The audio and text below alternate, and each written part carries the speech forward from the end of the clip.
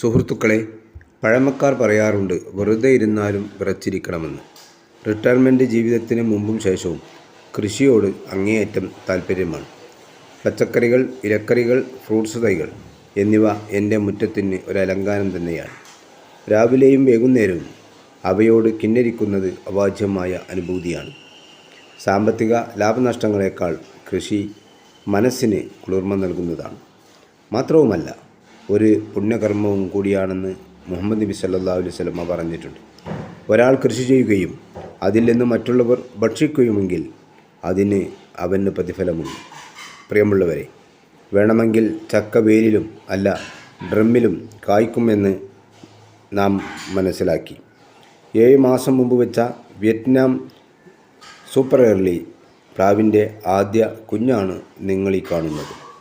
പഴുത്തു കഴിഞ്ഞാൽ ചുളകളെല്ലാം കറുമുറെ തിന്നാൻ സാധിക്കുന്നത്ര ദൃഢതയുള്ളതാണ്.